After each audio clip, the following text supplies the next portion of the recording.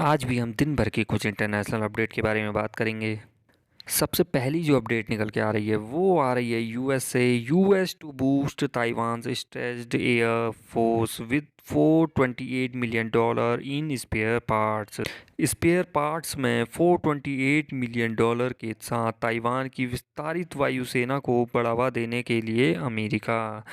China Taiwan conflict. Beijing views the democratically governed island as its territory and during the past 3 years or so has been flying daily sorties near Taiwan.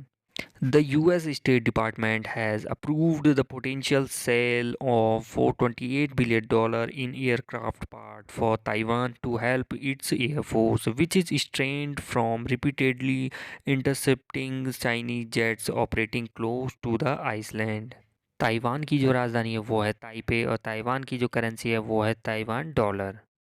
Next जो update है वो निकल के आ रही है Australia से। Australia fines over $14 million for misleading on fares and cancellation fees. तो ऑस्ट्रेलिया ने क्या किया है, ऑस्ट्रेलिया ने किराए और रद्दीकरण शुल्क पर भ्रामक जानकारी देने के लिए ऊबर पर $14 मिलियन का जुर्माना लगाया है।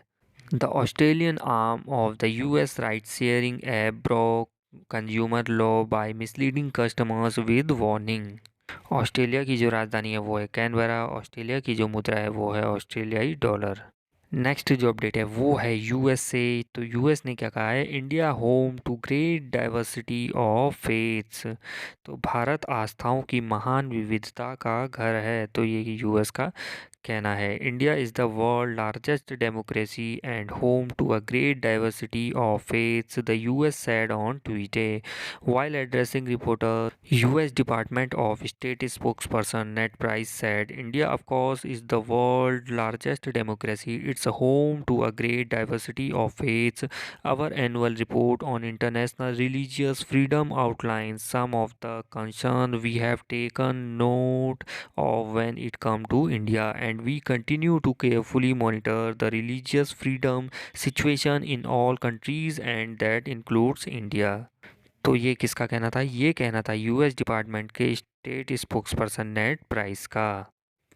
नेक्स्ट जो अपडेट है वो भी है यूएस से। US lawmakers authorise $800 million more aid for Ukraine in defence bill. तो अमेरिकी सांसदों ने रक्षा विधेयक में यूक्रेन को $80 करोड़ की अतिरिक्त सहायता को मंजूरी दी।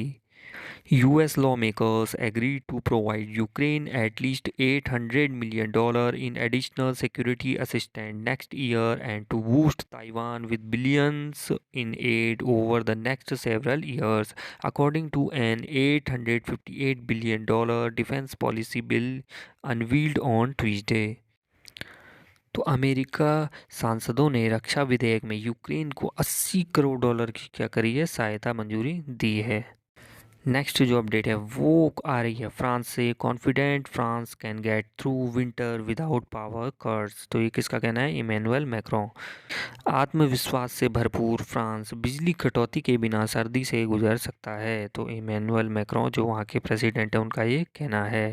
France will be able to get through this winter without power cuts if the country as a whole makes a collective effort to save up on energy, French prime minister Elisabeth Borne told RTL radio on Wednesday. France की जो राजधानी है वो है Paris. France की जो मुद्रा है वो है यूरो और फ्रांस के जो राष्ट्रपति हैं वो हैं इमैनुअल मैक्रों।